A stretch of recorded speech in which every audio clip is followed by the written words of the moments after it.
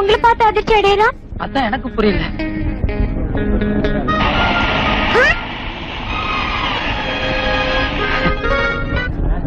என்னடா ரெட்டலை காமிக்கிற? எனக்கு ரெண்டு அப்பா.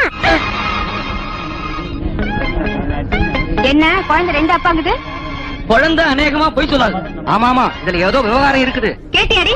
நேரத்துக்கு ஒரு துணி மாத்திக்கிட்டு இப்படி சிரிப்பு கட்டினீங்க. இப்ப எல்லாம் என்ன பேசுறாங்க பாரு. நான் சிரிப்பு கட்டினேன். அவங்க சொன்ன நீங்களும் சொல்லிடுவீங்களா? நீ போட்ட பள்ளி வாடகைங்க. உனக்கு இவர் மட்டும் தான் அப்பா? இல்ல, எனக்கு ரெண்டு அப்பா. ஐயோ, ரெண்டு அப்பா. எனக்கு ரெண்டு அப்பா. அப்பனா நீயா எனக்கு அப்பே? ஒரு நேஷனல் லீடர் இருக்கு அப்பேன்னு சொல்றதுக்கு உனக்கு என்னடா தகுதி இருக்கு? என் வாயால உன்னை எப்படி அப்பான்னு கூப்பிடுவேன்? எப்படி கூப்பிடுவேன்? என் மூஞ்சில முடிக்காரா? அப்பனா இவனா?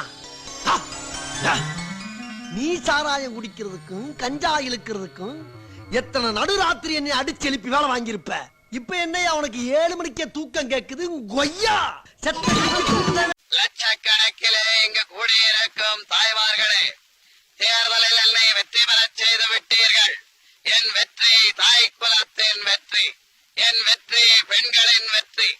என் வெற்றியை காண பொறுக்காத சிலர் உனது கட்சியின் கொள்கை என்ன என்று கேட்கிறார்கள். என் கட்சியின் கொள்கை என்ன? அதுதான் அப்பாயிசம். அப்பாயிசம் என்றால் என்ன?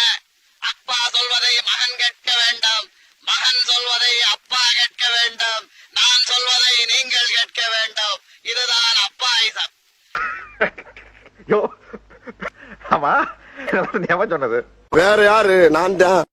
திமுக காரங்களுக்கு சூடு சொரணை இருக்கா? இல்ல சோத்துல உப்பு போட்டு தான் சாப்பிடுறீங்களா? உங்களுக்கு தன்மானம் ஒண்ணு இருக்கா? எதுவுமே இல்லையா? நான் மட்டும் இல்ல, நிறைய பேர் கேக்குறாங்க. யாரு இது கேட்டது அப்படின்னு நானே கேட்டு